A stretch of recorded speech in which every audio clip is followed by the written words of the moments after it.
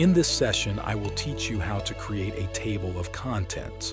As you can see, a document contained of essay, which is of 10 pages, need to create a table of contents in this document.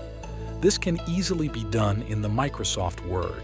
First, you have to get ready with your essay or else to create a table of contents. First, you need to select all the heading to apply table of contents. To select all the heading, press Ctrl from keyboard and select all the heading one by one from the document.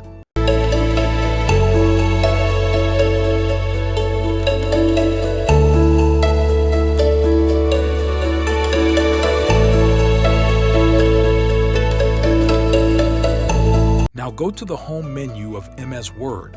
Click on the styles and select heading 1 and apply it. Now go to the beginning of page and place your mouse cursor in it. Next, go to the References menu. Select Table of Contents.